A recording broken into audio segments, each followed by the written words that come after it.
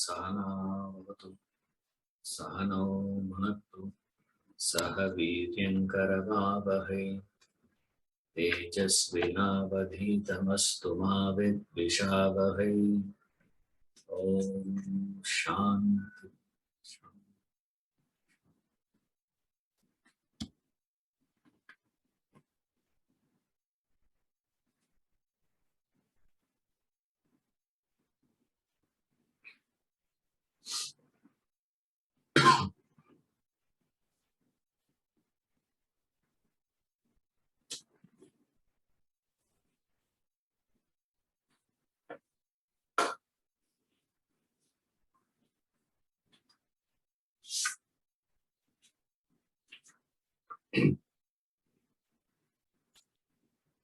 If you want to know the truth of the world, he is asking you what you think of the dream world. So unless you explain to me about your understanding of what is the knowledge that you have, what do you think about the dream world? He says, I will not be able to explain to you what is the truth about this waking world. So he's just giving a give and take policy. So all that he is asking us is, he says, you explain to me about the dream world, account the dream world, I will account to you the waking world. That is what he is saying. Why? Because the subject in the waking is different from the subject in the dream.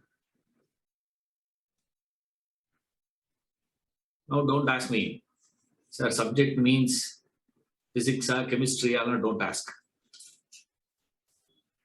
Here subject means we are referring to the individual, you. If you consider, you means if the waker were to consider the dream world to be unreal, illusory, then the waker has no reason to consider the waking experience, the waking world to be any more real.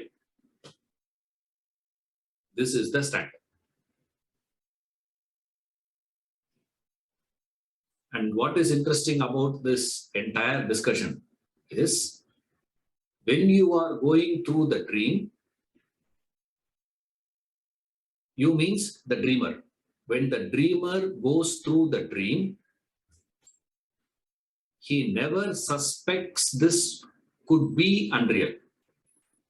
This could be illusory. To the dreamer, the dream world is as real, as solid as the waking for the waker. So the whole equation starts. The entire discussion starts here. So thus, he draws out from you that the waking world is illusory. Because the student goes on arguing the world is real. The student genuinely believes the waking world to be real. So the teacher has to break that first. So he breaks that. So first, he breaks the logic, the question of yours. You cannot ask that question about creation. Then what is that core belief of yours? The core belief is you treat the waking world to be solid, real. He smashes that. First, he smashes your right to ask question itself. It says you have no right to ask any question. Why? Because your question is wrong. Out. First topic. Second topic, what he is doing is breaking the second aspect. Second aspect is this idea of legitimacy that we give, the reality that we give to the waking.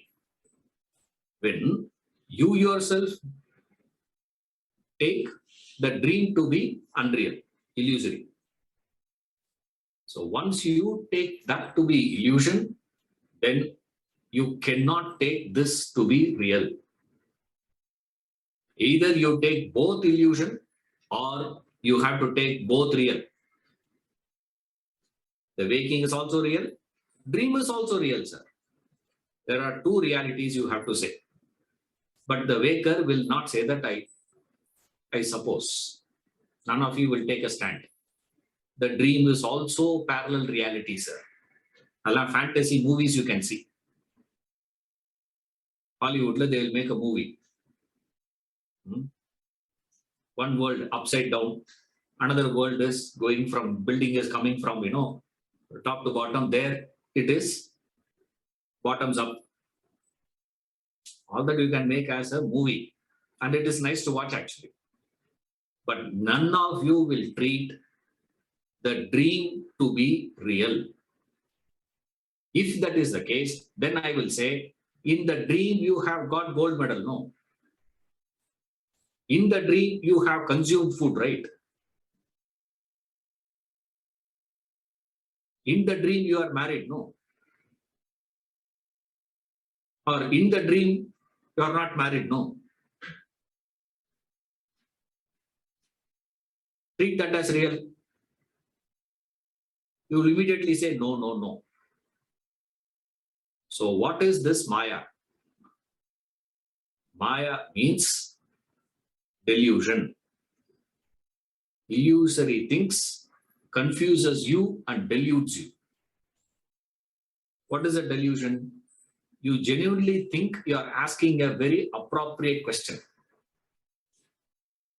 Then you genuinely makes you believe that current experience of yours to be real. That is called Maya. So he smashes those two things first. Okay. Now he is going to the next topic. Intrinsic and extrinsic illusions. Right. So here he starts explaining the way this Maya is expressing, manifesting, how it is functioning here. Then there are two types of Maya, and he explains what is intrinsic, what is extrinsic, and what is intrinsic and extrinsic playing together.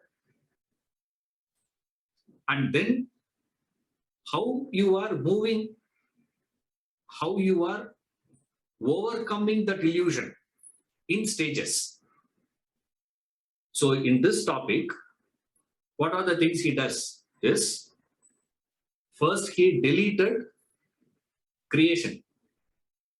Now he is smashing the creator. Creation he smashed. In this topic, first thing he does is he demolishes the concept of creator. Then what is intrinsic illusion? Then what is extrinsic illusion? Then what is a possibility of intrinsic and extrinsic playing together? 3, 4. What it is to overcome extrinsic illusion. 5. What it is to overcome intrinsic illusion also. Savikalpa Samadhi and Nirvikalpa Samadhi. 5 points are there in this topic. Intrinsic and extrinsic illusion. Right. We will see that one by one. One of the biggest one here. 5 points, very very subtle ideas. You know, all these ideas are very fine ideas. You got to, it's not difficult to understand, actually, but it is very difficult to retain. That is a difficulty here. Understanding is not the problem here. Grahana is not the issue here. You know, the understanding is not a problem. Retention of this idea is the real problem, actually. One area where we will find the very complex, little complex in that five is the third idea, where intrinsic and extrinsic playing together. Only that portion will be finding little, you know, like, so, but it's not a difficulty. You know, understanding wise, it's not difficult. You know, just have to little, you know, pay attention to it. Okay. Read.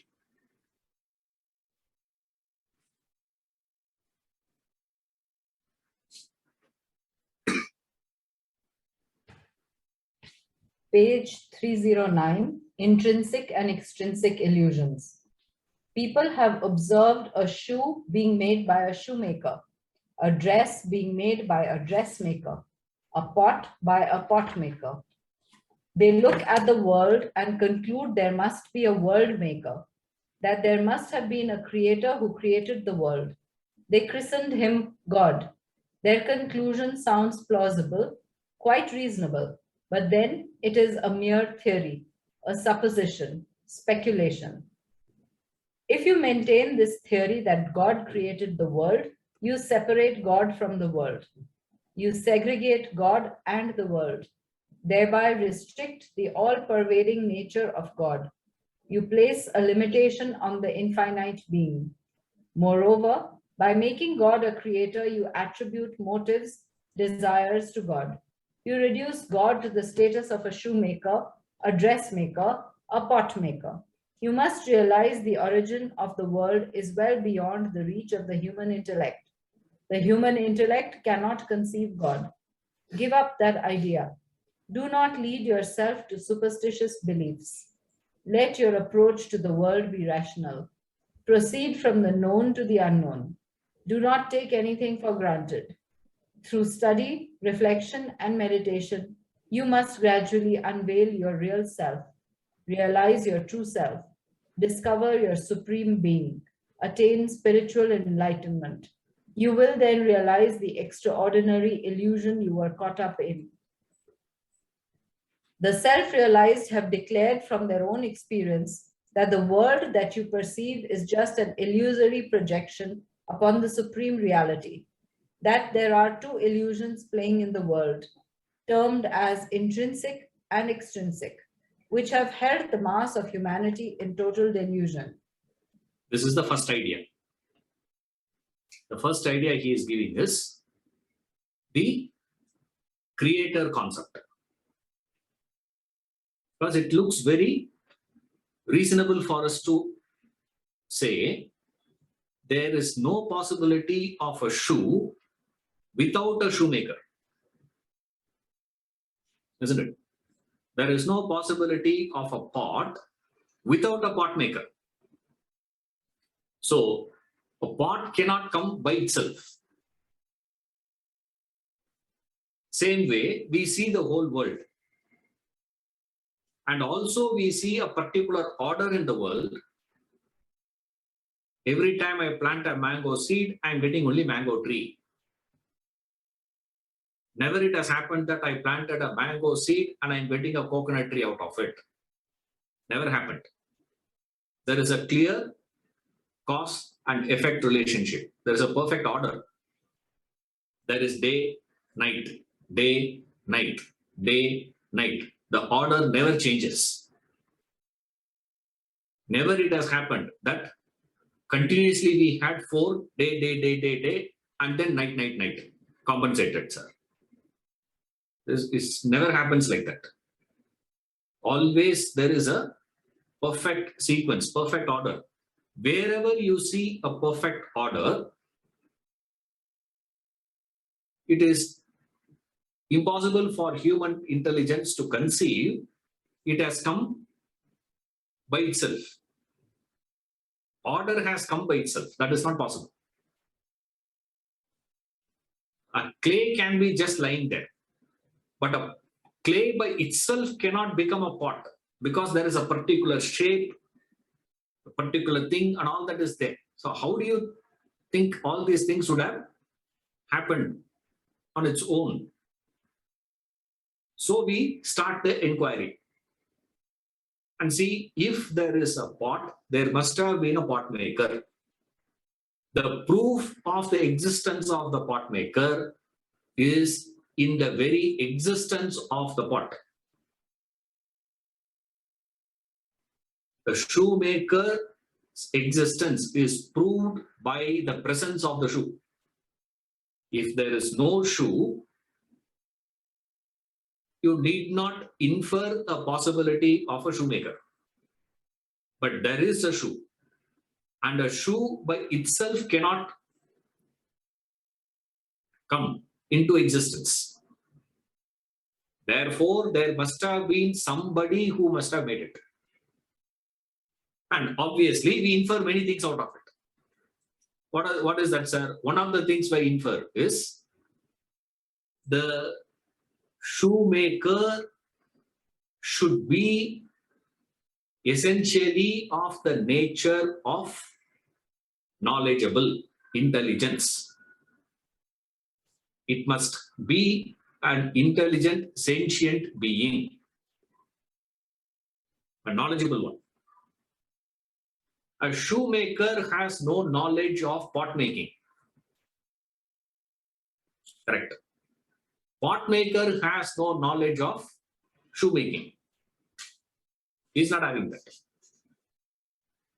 But here is one who has created the entire world, the whole universe, the whole cosmos is created. That means that intelligence must be of what nature? All these look so logical, isn't it? All these fine, looks very fine. Yeah, correct. No, makes sense. Correct, sir. Then comes the problem. So far, so good. The moment you start asking further questions into creation, you have to explain what is the meaning of creation.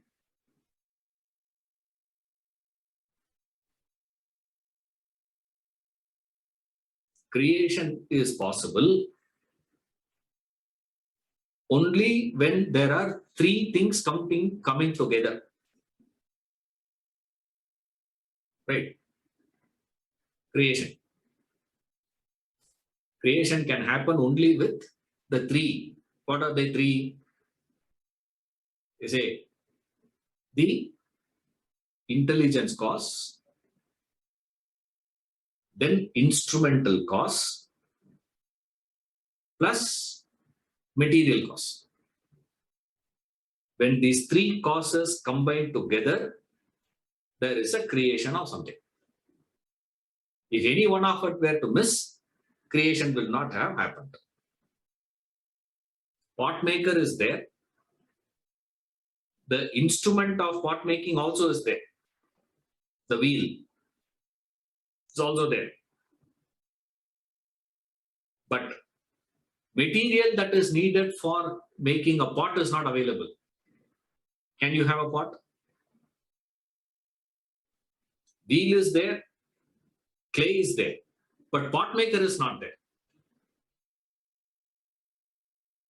Or pot maker is there, clay is there, wheel is broken.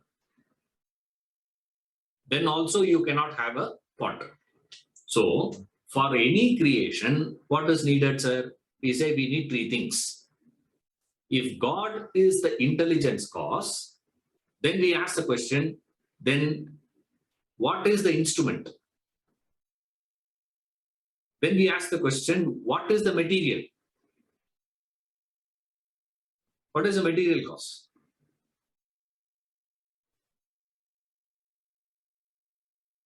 Then we have to say, before creation, there is something existing. Before creation of the pot, material of clay existed. Right. Now we are asking a question. Before the entire creation of the world itself, what is the material used? Then we have to say what? God himself is the material. Oh. God himself is a material. God himself is the instrument also. And intelligence also God. God is the intelligence cause. God is the material cause. God is this one. Then God is the whole thing. Can we understand this? You cannot understand this. You may accept it. That is possible. Because you like the person who speaks, perhaps. You see, that's what a man said. Logic can convince a man who is convinced. You see, when a person is not convinced, any amount of logic you give will not convince him. Same way here, if you are already a believer, then this will work. If you are not going to be a person who is of that type, that's what he says. You know, do not lead yourself to the superstitious beliefs. You already accepted that idea. Then when I explain this, then you immediately start quoting scriptures also there. Mundaka Upanishad says that there is an example, beautiful example they give to explain that. What is it? Like how spider makes the web. What is the material? The saliva is the material. Spider saliva is. Then instrument is the mouth. Then intelligence is spider itself. Spider is the intelligent cause, spider is the material cause, spider is the instrumental cause. All three causes one, spider. Then the problem is what? You start attributing motive. The spider is not going to create a web without any motive. Now you have to tell God. God had no motives. Has he come and told you? I don't have any motives. Secretly he came and told me yesterday night. When I was fast asleep. Or when nobody was there around in the room, he came and told me. See. Now why he has to come, secretly and tell you? Tell in front of everyone, no. What is that? It has to be something which is based on your belief only. So he says, what is the problem there? There are very many problems you get into in that. And then to offset it, he has to give another example. Mundaka Upanishad itself gives another example. He says, oh, spider, oh, this problem is there. No, it's not like that. It is exactly like hair growing in the body. Hair growth. Then again, there is a problem. Vegetation he gives. From earth, he gives vegetation. Second example he gives is that actually. Then finally he comes to hair growing. But then there is a flaw there also. That's what he is explaining here in this topic. There is a flaw there. What is the flaw? In the second example, what is the flaw? Vegetation is live, earth is inert. So you start by saying Brahman or God to be intelligent cause, live. From the live, you have reduced him to inert in your own example. So there is a flaw in that example of earth giving vegetation. Earth giving vegetation, is there any motive? Yeah, the motive part is taken care of. But then it gets into another trouble. Another trouble is what? Earth is inert, lifeless minerals. But vegetation has life. So what are you going to assume then? World is colorful, lively, but God is inert. But you initially said God is intelligent cause, no? How can that be inert? Not possible. So there is a problem here. Then what is the problem, sir? Then he says, one more example I'll give you. You don't do it. I'll give you another example. And then Mundaka stops with that. Why he stops? Because it cannot be explained. Why? What is the fundamental problem? The fundamental problem is you have presumed the presence of a creation. From there, you are asking all these questions. So first thing in the study of illusion, what you do is you take away the creator position for God. So God is not the creator. Then we will ask the question, but I'm seeing the world. Then who has created? If God has not created, then who has created?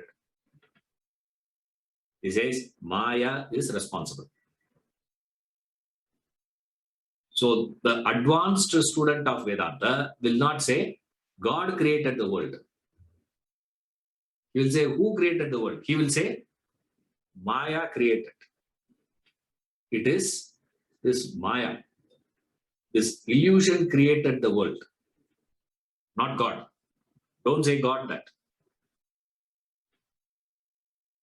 Otherwise, you get into trouble. Because this is the most accepted argument. That God created this world out of his will.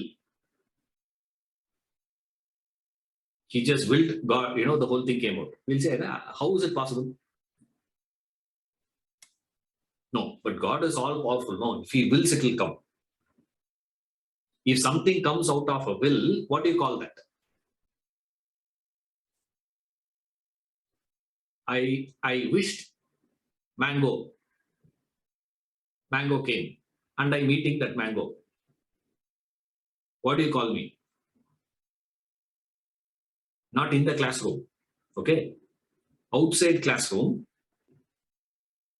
if I'm sitting in your house or when you come here to my house, I'm sitting there and holding my hand like this and I'm saying I'm eating mango. How? I did not plant the seed. No mango tree came. Nothing was there. All that I did was what? I thought of mango. Mango came. Insubstantial thoughts cannot create a substantial object. It is not possible. We have seen that already. Realism, idealism. He has already proved it. It is not possible. So, for you to say that the whole world is created by the will of God, without any raw material, is a flaw. Logically not possible. Number one. Number two, by you saying God had a will, then you have to explain what is the will. What is the motive of God? What is the motive?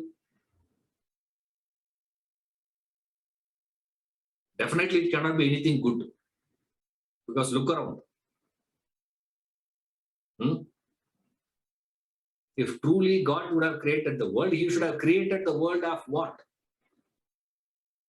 World of all perfect, all good. Right? He wouldn't have created the mixed world. Mixed of good and bad. He wouldn't have created mixed of all this, right and wrong, tall, short, intelligent, unintelligent.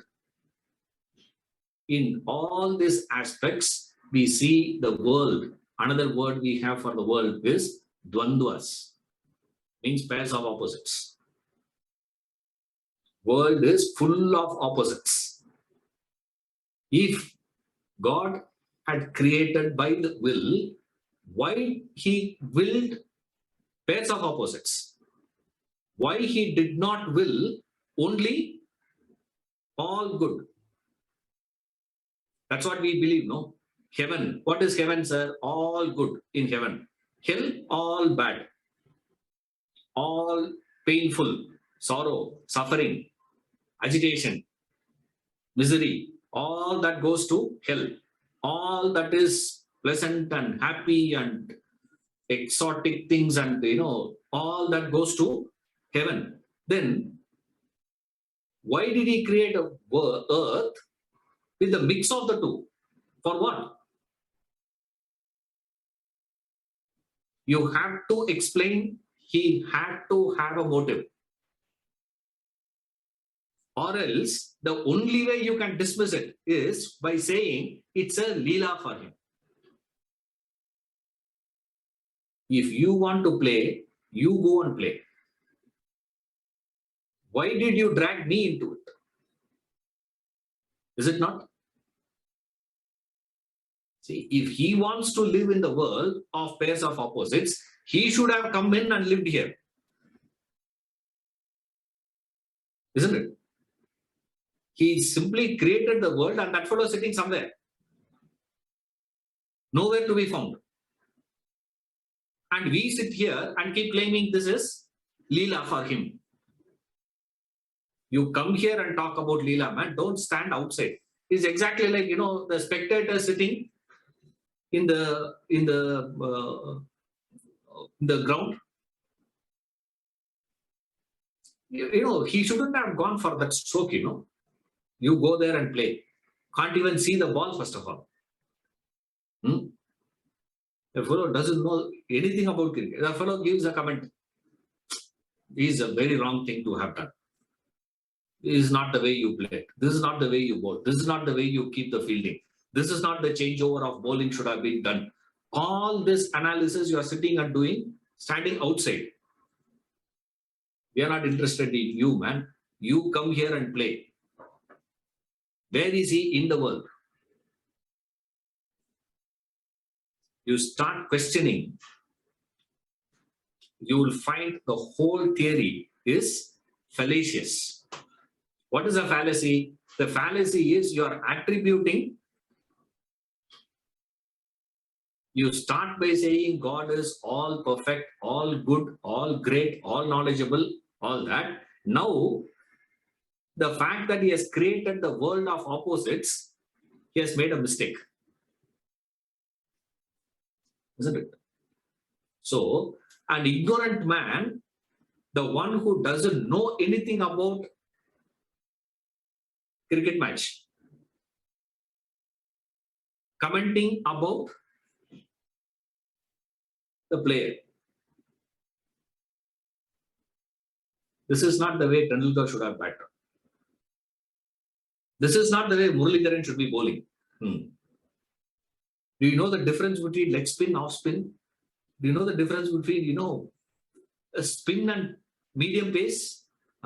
Nothing I know. But I tell him that's wrong.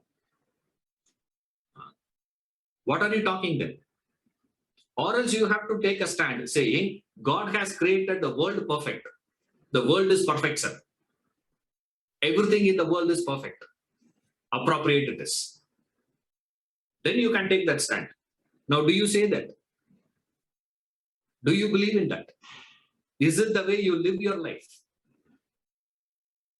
In an interview, in a classroom setup, we can talk like that. There's no problem. Right? But when the moment you get outside, what happens? When you are going through suffering, you see billions of people, what is it that they have done for them to suffer all that?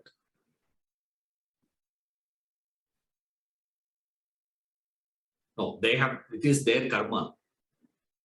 Immediately, it's their karma, sir. Now, how that karma came? Previous. How that happened? A previous. How that happened? A previous. A previous. A previous. Previous. What are you doing is, instead of resolving a problem, you are making it more and more complex. Thereby, the student gets fatigued and says, okay, okay, and goes away.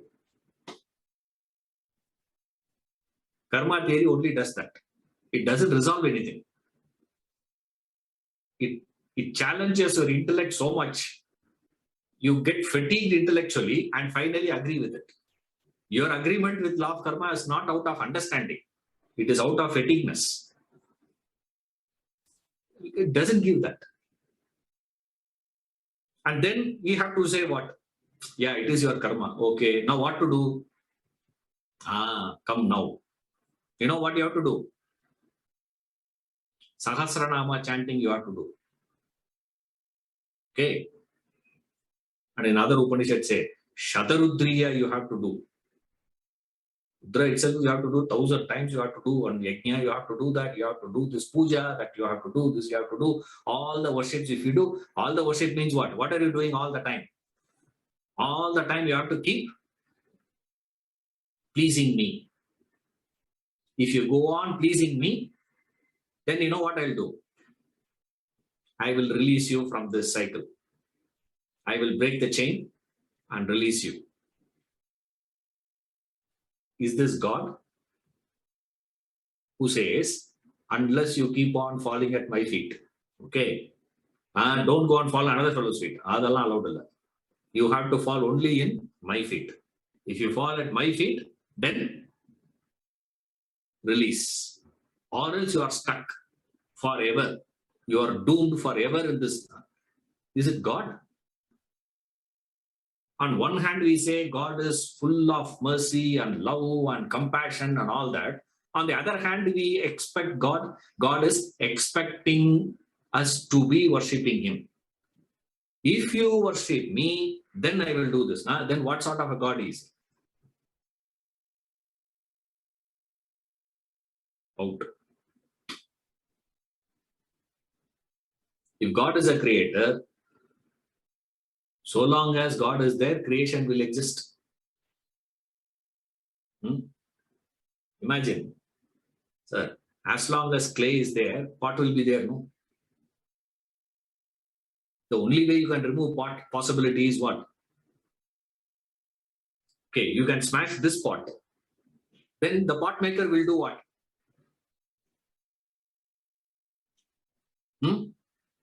Recycle. What is he going to do? Make another pot with the same material. Then what I have to do? Again, I have to go through the whole process of what? Karma Yoga, Bhakti Yoga, Jnana Yoga. Again, I have to attend your Vedanta class. My God. At least for that, let me release.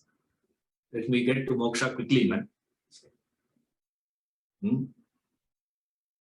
Go there. Again, you have to do all those things. Again, what is he going to do? Because as long as the clay existing,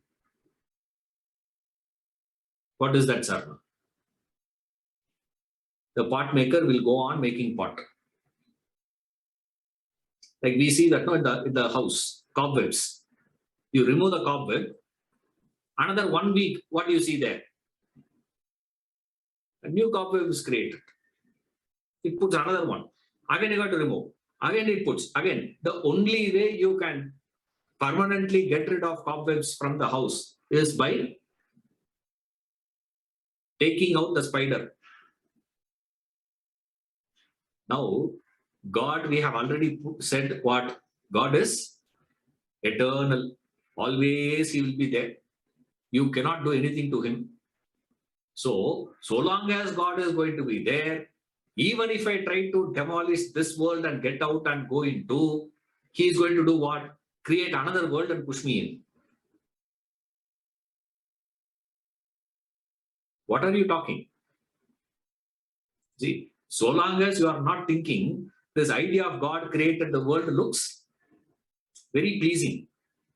Perfect idea, sir. It's a good idea, So creation will be there.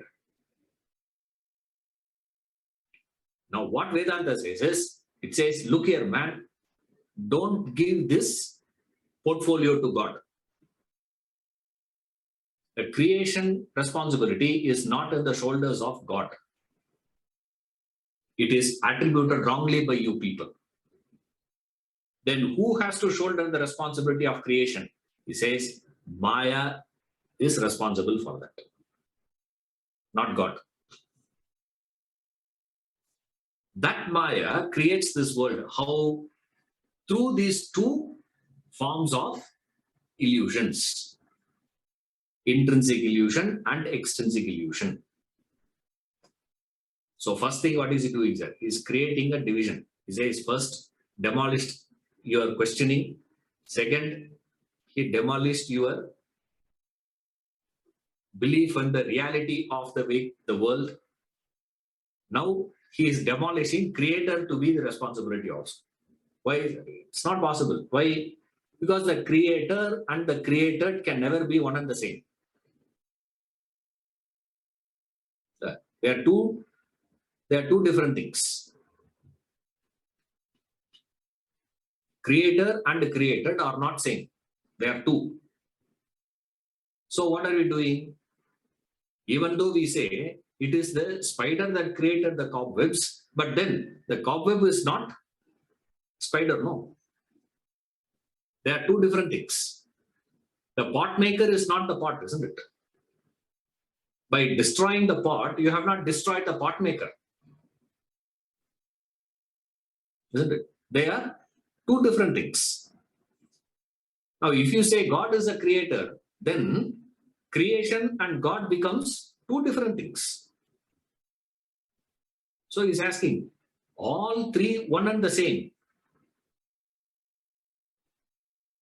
And even though you destroy the creation, nothing happens to the creator. Huh? God is not different from the creation. If God is not different from the creation, then when creation goes, God should go, no? At least a part of God should disappear, correct? Is that, if not the entire thing is going away, no, a little portion of that is destroyed. No, God is Purnamada, Purnamidam, Purnat, Purnamadachyate. Upanishad says, no, it is not the case, man. Take out infinite from infinite, infinite remains the same. So, creation, how did this happen? There's this ignorance. Ignorance is the cause of creation. So, when you remove that ignorance, creation gets removed. That's all. That ignorance is called as Maya. Right. That Maya, that ignorance, Maya, illusion, Mithya, all this is the real cause. How did that happen, sir? That he is explaining has two forms. Right. Intrinsic illusion. Yes, continue.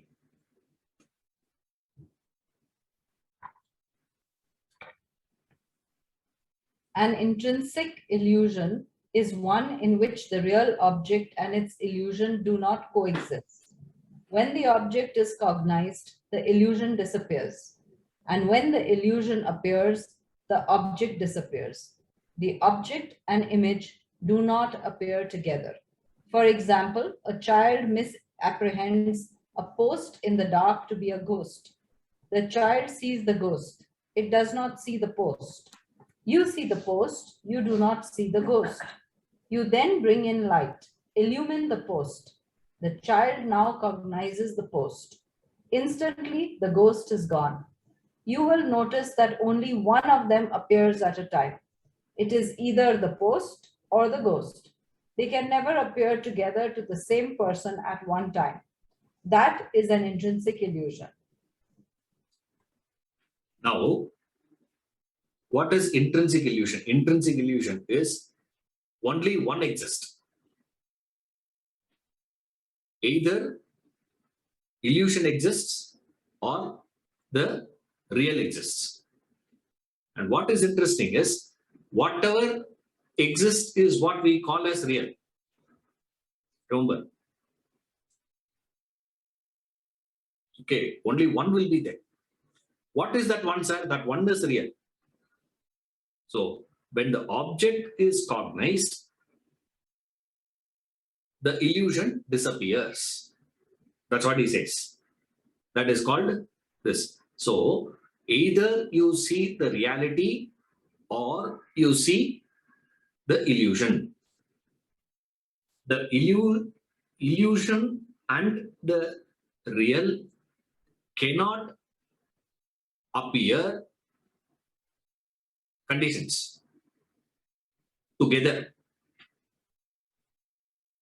It cannot appear together to the same person at the same time. Those two words you got to add. Right? If you add those two words, then it will become easier. If you don't add these two, it will be complex. To that person, at that time, only one will appear. And whatever appears, he will call as real. Right. Now go to the example. Post and ghost. To you who see the post, ghost is not existing. And to you, the post is real. Ghost is a non-existing entity. You don't even call it as illusion. No, it is a non-existing. It is not there, you say. Exactly like behind you, there is no elephant. Isn't it? Even if you look behind, you will not see. It is not there, sir. Why? It's not appearing. Behind you, there is a wall. Yeah, correct. This is a screen. Yes. Is this, is that. All that you see appears. To you, only one at a time. At a particular time. That is why the moment you bring in more light on that thing, on the post, instantly, when the boy sees the post, where is the ghost? Ghost simply disappears. So, what is it, sir? When there is a post, there is a step. What is the steps? How the child saw the ghost there? The child did not see the post as post. This is what is known technically as non-apprehension of the post. This is a state of non-apprehension. Remember the steps now. First step, post exists. Post is there. If there is no post, no possibility of you seeing a post, nor the child seeing a ghost. Neither post nor ghost. Both are not there. The moment there is a post, what happens? You can perceive the post as the post, or you do not perceive the post as post. When you do not perceive the post as post, that is called non-apprehension or ignorance, avidya, etc. Because of that non-apprehension, there is a misapprehension. Instead of seeing the post as post, he starts seeing the post as ghost. It may look like playing with words actually.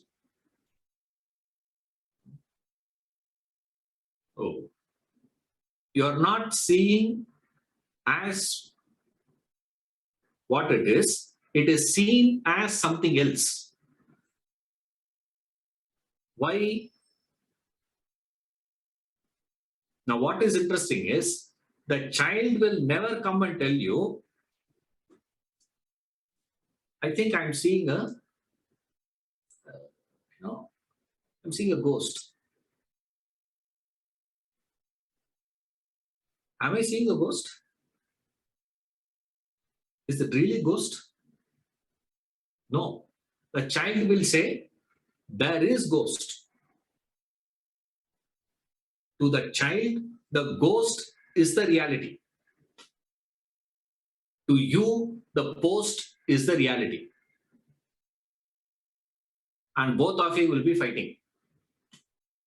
The child will go on saying what I am seeing is real, and you will go on saying what you are seeing is real. You see, that is the fight. That is a tussle between the great masters and all of us. We go on seeing there is world. He goes on seeing there is Brahman, God. Now we are in trouble. We prefer there is world, sir, but God created the world. That's easier for us. That we are happy. He says, no, no, no. There is no world itself. There is only God, he says. The child will never ask, what am I seeing? Isn't it? The child will never ask that question of what is. It will not ask that question. I'm seeing a ghost. Is it really a ghost? He will never ask the question. He will take that ghost presence to be absolute reality. Only one exists. That is called intrinsic illusion. So what is the intrinsic illusion, sir? How does it happen, sir? First, existence. Step 1, existence first. Second step, apprehension. 2A, non-apprehension. That non-apprehension, not seeing it as it is. That not seeing it is called intrinsic illusion. You don't see it. Third step, what is it, sir? Misapprehension happens. What is misapprehension? Misapprehension is seeing something else. You superimpose something onto it. You see something else. You seeing something else is called misapprehension. That misapprehension is the second one, called extrinsic illusion. That's all, very simple. So at the stage of intrinsic illusion, what does it say? How does it work? It works only one way. What is it? Either you see it or you don't see it. That's called intrinsic illusion.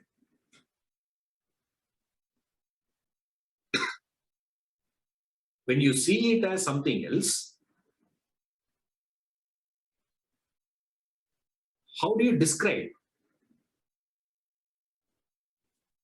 Describe it.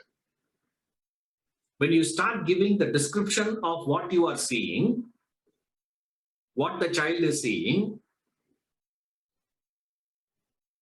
to describe it, it creates certain qualities, right? Any description needs certain properties and qualities. Without properties and qualities, description is not possible. Now, we ask this question. From where did that properties come from?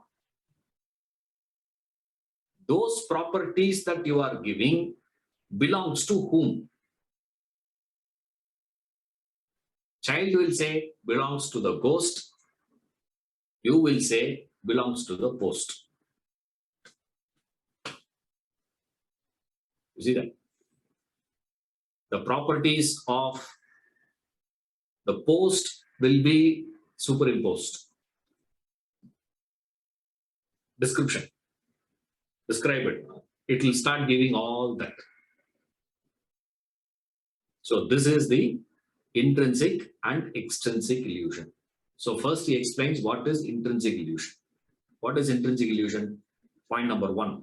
You got to remember, in intrinsic illusion, what is it, sir? Only one will appear. Either real or the illusory. Only one exists. To whom? To that person at a particular time. To a particular person at a particular time, only one will be perceived. That is called intrinsic illusion. Either one. Then he explains what is extrinsic illusion. Extrinsic illusion is very easy to understand. You see, just by reading we can understand it.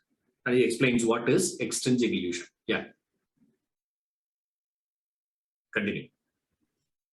An extrinsic illusion is one in which the object, image, and the medium which causes the image appear together.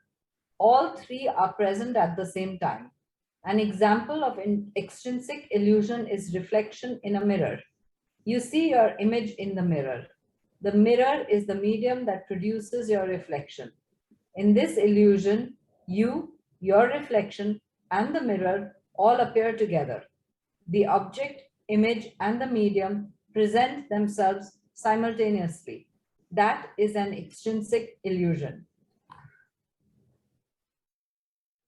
There is yet another interesting phenomenon about these illusions: the possibility of both the extrinsic and intrinsic facets appearing simultaneously in a single illusion. Yeah, this we will see next. Okay. Now, what is extrinsic illusion, sir? Extrinsic illusion is where you see either one. That is intrinsic.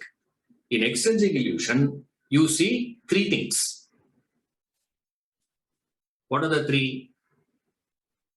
The object, the image, and the medium of reflection. All three. The medium is that which causes the illusion. That is the medium. Example he gives. Remember the examples. Intrinsic illusion, example, post, ghost. Extrinsic illusion, example, reflection in the mirror. You are standing, there is a mirror, and there is a reflection. So there is a reflection inside the mirror, and you are there, and the medium is also seen. Simultaneously, all three can be seen. All three exist. This is called extrinsic illusion. You see the reflection in the mirror. Now we ask the question, do you exist because of the reflection in the mirror? Do you say, sir, I exist? What's the proof of your existence? See, in the mirror I am there, no? You don't say that. Even if the mirror is smashed, the reflection disappears, your existence is not affected at all. You don't cease to exist. You still exist. So that is the catch here. When these three things happen simultaneously, or when these two illusions were to happen simultaneously, there is a confusion. Only one illusion alone, there is no confusion. Easy to understand. When these two things were to happen simultaneously, there is a confusion. So that we will see next as to what is this idea.